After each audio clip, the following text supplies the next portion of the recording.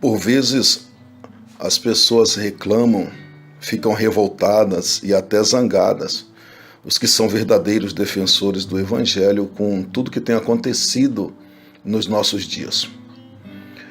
A questão toda é que as coisas têm sido invertido e uma inversão de valores muito grande acontece nos dias atuais, em pleno século XXI, precisamente neste ano de 2018.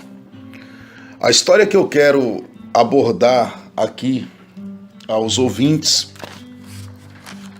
é a respeito do perigo. O perigo, a idolatria dentro das igrejas, a idolatria no lar cristão, e muitas das vezes utilizam até a própria Bíblia para dar sustentabilidade às suas heresias. Mas a Bíblia é a palavra de Deus imutável e ela não compactua com este tipo de procedimento. Bom, nós temos uma história que nos fala a respeito de um rapaz chamado Mica, que resolveu fazer um ídolo e, segundo ele, em nome do Senhor. Vamos ver no que é que vai dar esta maluquice, mas com certeza não tem nenhuma fundação nos mandamentos e ordenanças por parte do Senhor, nosso Deus. Em primeiro lugar, eu quero chamar a sua atenção para falar a respeito da situação de Israel naqueles dias. Bom, a história do livro dos Juízes, para você que está acompanhando, ocorre no período em que foi conquistado a terra de Canaã e desde esse período até a instituição da monarquia em Israel.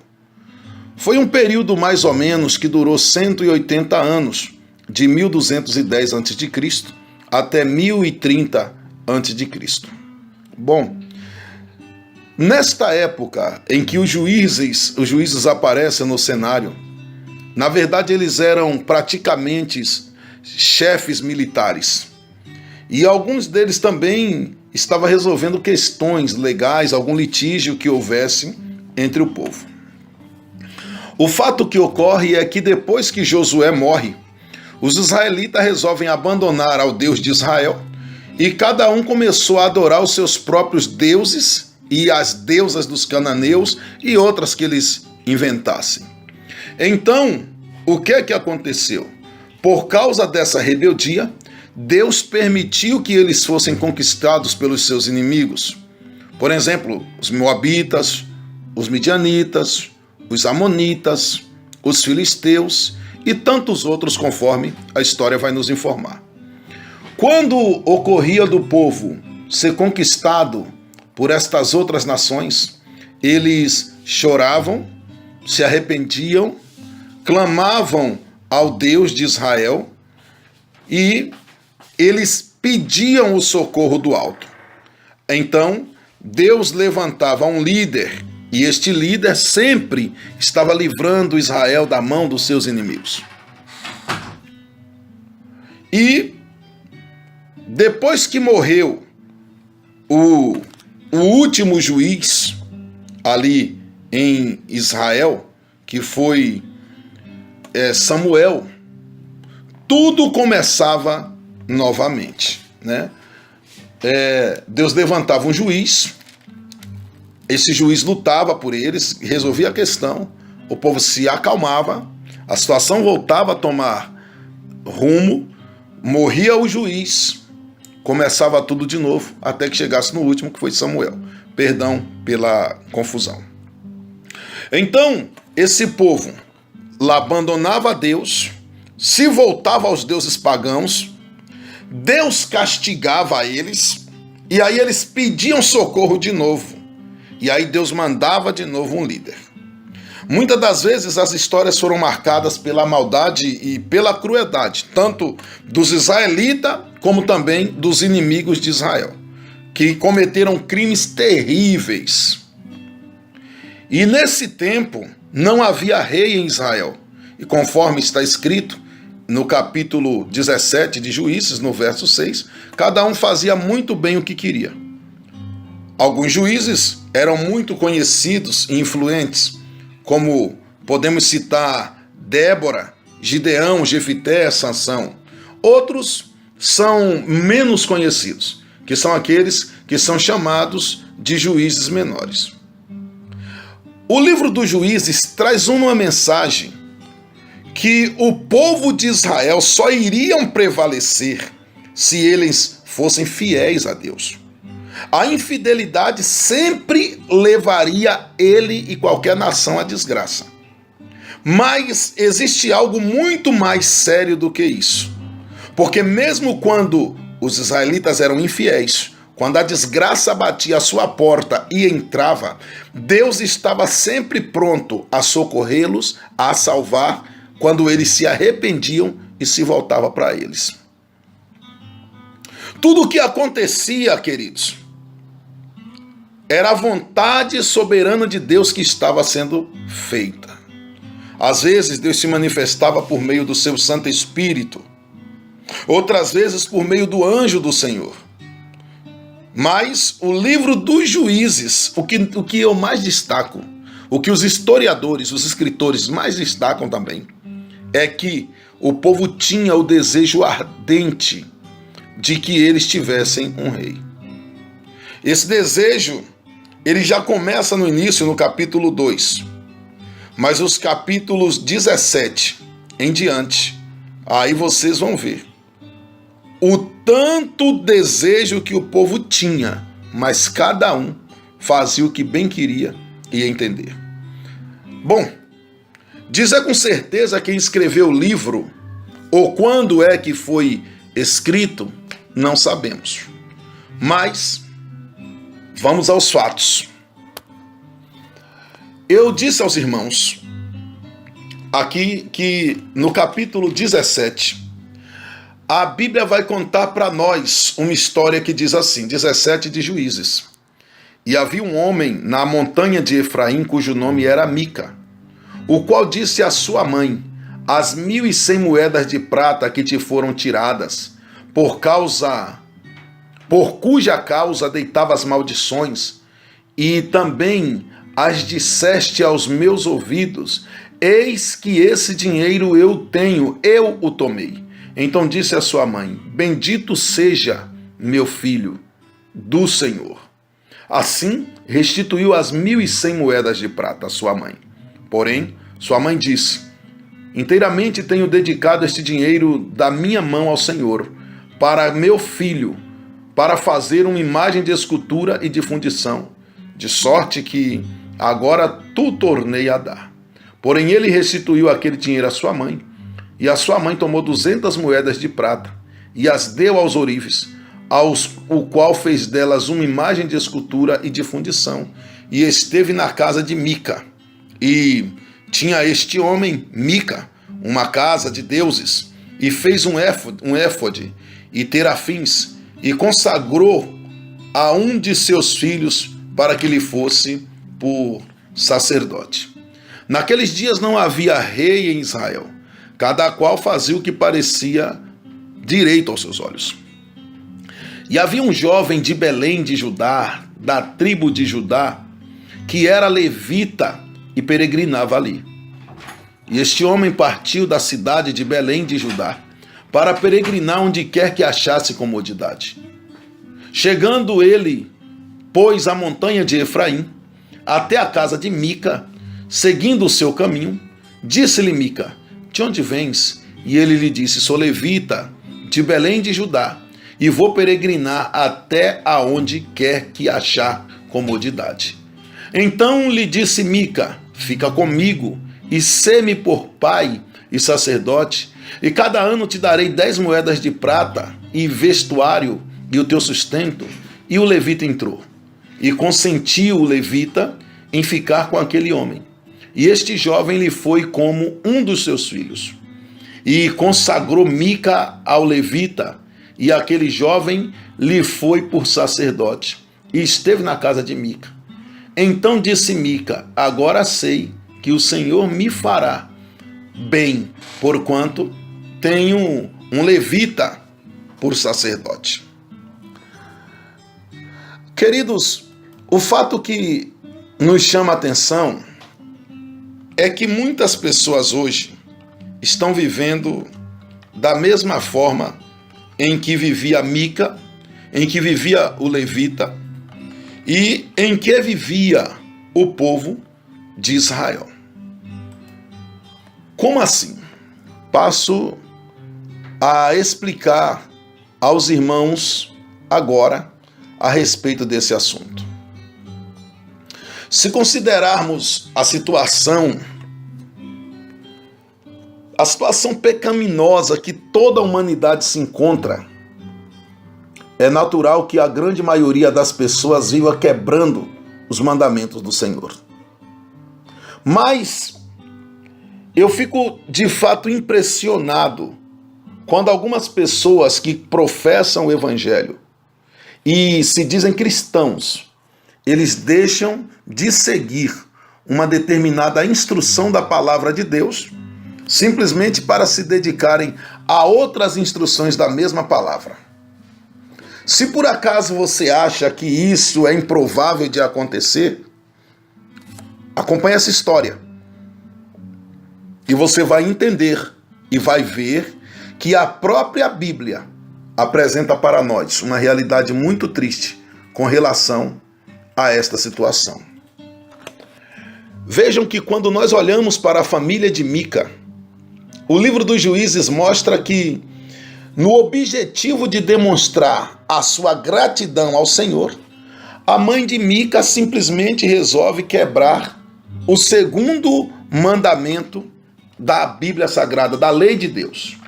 Vejamos então, aqui no livro do Êxodo, no capítulo de número 20, a primeira ordenança que Deus dá. Então falou o Senhor todas estas palavras, dizendo: Eu sou o Senhor teu Deus, que te tirei da terra do Egito e da terra da servidão. Não terás outros deuses diante de mim. Segundo mandamento agora: não farás para ti imagem de escultura, nem alguma semelhança do que há em cima nos céus, nem embaixo da terra, nem nas águas debaixo da terra.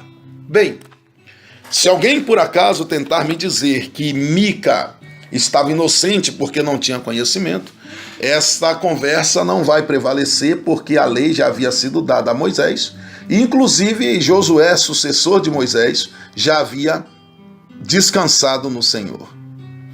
Então, quando nós olhamos para a família de Mica, o livro dos Juízes, ele vai nos mostrar exatamente o quê? Que, para demonstrar a sua gratidão, a mãe de Mica decide quebrar o segundo mandamento, que eu li agora há pouco, e simplesmente não é só isso. Ela também se mostra desonesta. Não só ela, mas o próprio filho também. Porque Mica era um ladrão. Ele tinha roubado a sua própria mãe. Mas vamos voltar para a mãe de Mica. A mãe de Mica prometeu que entregaria toda a sua prata ao Senhor, se caso lhe fosse devolvida. Mas quando ela soube que quem havia roubado foi o seu filho, ela entregou somente 200 moedas de prata. E ela não entregou essas moedas para Deus. Ela ficou com as 900, 200 ela entregou para o seu filho, dizendo que era para Deus. Mas de fato não era. Na verdade, a situação foi bem pior. Porque as 200 moedas de prata que ela deu, ela mandou que se confeccionasse um ídolo. Ela encomenda uma imagem de escultura em nome do Senhor, como gesto de agradecimento a Deus. Juízes 17, 3 e 4. Você veja que nos dias atuais, as coisas não estão muito longe disso. As pessoas mentem descaradamente usando a Bíblia. Mas vamos seguir, tá? Seguindo a mesma linha de pensamento, nós vamos ver que muitas situações parecidas com esta, que costumam revelar a idolatria que de fato está em nosso coração.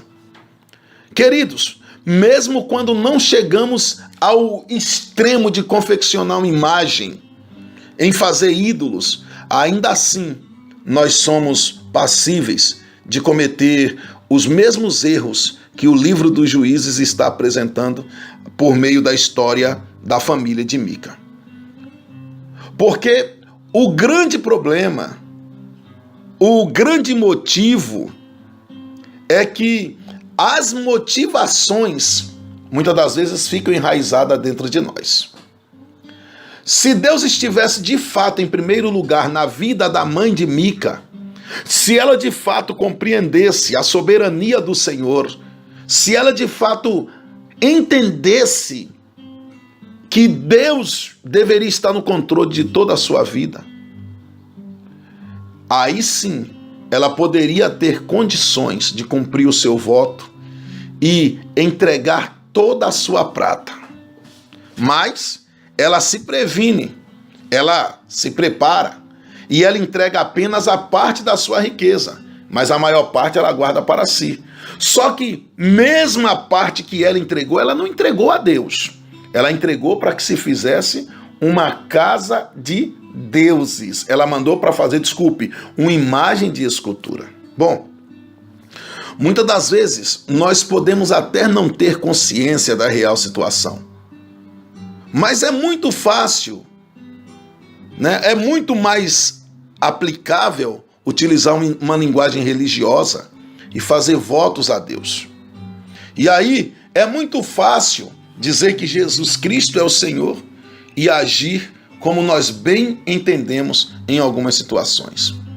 Também é muito fácil quando nós limitarmos a nossa confiança em Deus, simplesmente retendo parte do dinheiro, como fez aquela mulher. É muito fácil dizer que confiamos em Deus quando nós retemos, quando temos alguma coisa. É muito fácil. Tem pessoas que estão retendo o seu tempo, suas emoções, seus relacionamentos. E muitas das vezes Deus não está fazendo parte do jeito que gostaríamos que Ele nos fizesse. Então é aí que as pessoas começam a tomar suas decisões. A mãe de Mica, por exemplo, no início do texto, você vai ver que ela amaldiçoa quem roubou o seu dinheiro. Mas quando ela sabe que se tratava do seu filho, imediatamente ela já quer transformar a maldição em bênção, usando como desculpa o presente que está dando a Deus. Então, para purificar, para livrar Mica da maldição, ela entrega as moedas de prata ao Senhor. Posteriormente, ela devolve ao seu filho, devolve ao seu filho, para que seja oferta alçada ao Senhor. O filho devolve, mas ela fica com as 900 moedas e as 200 manda fazer uma imagem de escultura. A grande verdade é que nós humanos sempre deixamos de analisar as implicações do Evangelho em cada área da nossa vida. Em Gálatas capítulo 2, no verso de número 14, o apóstolo Paulo, por exemplo, confrontou o apóstolo Pedro, porque Pedro ainda estava permitindo que sentimentos racistas, sentimentos preconceituosos, controlassem alguns aspectos de sua vida. Muitas das vezes, não são poucas pessoas, não são poucos pessoas que aceitaram a Jesus como Senhor, que agem como se não fossem cristãos no ambiente de trabalho. Talvez eles sejam tão desonestos ou implacáveis no gerenciamento de seus negócios como todos os outros não cristãos, e talvez até pior. Mas além desta questão de hipocrisia, o texto do livro dos Juízes de Israel está nos apresentando um agravante que deixa a situação muito pior do que o que ela já é por si só. O próprio Mica coloca os ídolos em um santuário dentro de sua casa. O texto vai nos dizer que ele levou para a sua casa. Quando nós entramos na vertente da palavra de Deus e vemos no texto original que colocar para sua casa, de levar para sua casa, nos deparamos com Beveit Mihaihu, que significa colocar dentro de casa. Ou seja, o Mica tomou a decisão de erguer o seu próprio santuário, de morar dentro deste santuário, desses falsos deuses, morar dentro da sua casa. E isso foi um grande erro, pois Deus havia ordenado, Deus deu ordem para que se fizesse um tabernáculo central. Deus deu ordem que esse tabernáculo central deveria estar estabelecido ao redor da nuvem de glória. E ali a adoração deveria ser realizada. Êxodo capítulo 25, verso de número 1 ao verso de número 9, você vai se deparar. O verso 2 diz assim: fala aos filhos de Israel que me tragam oferta alçada. E aí Deus vai trazendo as instruções para o seu povo. E nessas instruções que Deus traz, elas traz desde o pano que é para ser usado, a oferta que é para ser oferecida, as pedras preciosas que precisa ornamentar o tabernáculo, as medidas e os móveis, o óleo da unção. Deus trata de tudo. O tabernáculo era o lugar onde os sacrifícios deveriam ser oferecidos. O tabernáculo era o lugar, naquela época, em que a adoração deveria acontecer. Se alguém quisesse adorar, que fosse ao tabernáculo. Em nenhum momento na Bíblia Sagrada, Deus autorizou a adoração em qualquer outro lugar que alguém desejasse. Em nenhum lugar da Bíblia Sagrada, Deus deu autonomia para que alguém fizesse tal coisa. Mas Mica não. Mica resolveu, por sua conta própria, fazer o seu próprio tabernáculo, adorar de acordo com a sua conveniência. Mica falou: pô, eu sou o cara. E, como se não bastasse, Mica consagrou seu próprio sacerdote em particular. E aí, mais uma vez, está indo Mica contra as ordenanças de Deus, pois somente os levitas poderiam ser sacerdote. Mas Mica, ele resolveu pegar um membro da sua família. Aqui voltamos ao livro do Juízes, no capítulo 17, no verso de número 7 até o verso de número 12, em que eu li aqui para os irmãos, está escrito o que aqui, ó? Que Mica simplesmente resolveu pegar alguém de acordo com a sua própria vontade e simplesmente fazer um sacerdote para ele. Até porque, pela lei, pelas ordenanças de Deus, o levita não podia morar em Judá. O levita ele poderia passar, mas morar em Judá, não. Mas Mica resolveu fazer como ele bem quis.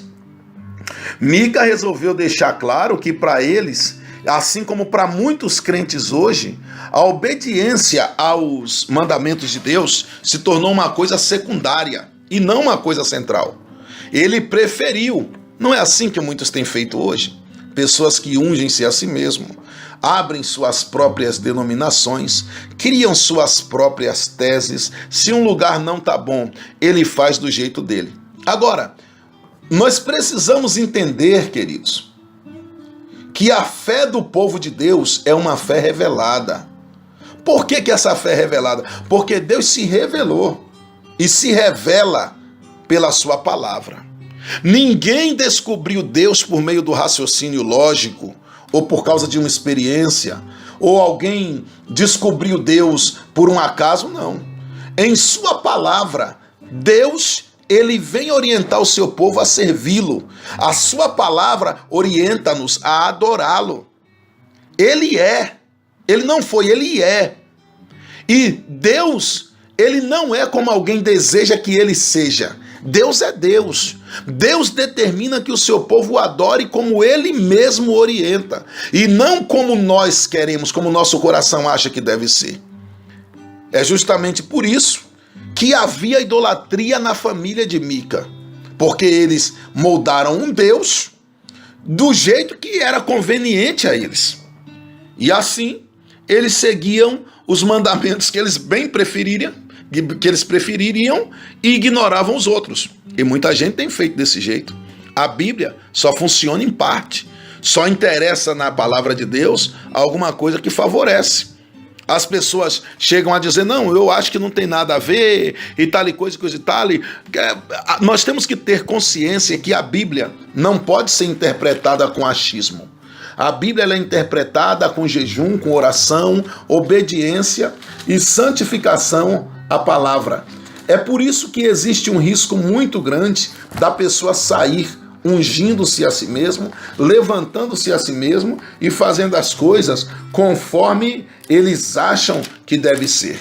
Este, de fato, é um perigo muito grande. Então, enquanto que a lei proibia, a mãe resolve fazer ela achou que deveria fazer os seus ídolos. E é justamente isso que está acontecendo hoje. É exatamente isso que, quando a sociedade faz o que ela acha melhor. Vou voltar no verso de número 6 do livro dos Juízes. Naqueles dias não havia rei em Israel, cada qual fazia o que parecia direito aos seus olhos. Meus irmãos, quando uma pessoa resolve fazer o que acha certo e não obedecer à Bíblia, não é necessário que ela rejeite a Deus de forma consciente. Também não é necessário que paremos de buscar a Deus ou que paremos com todas as nossas atividades religiosas.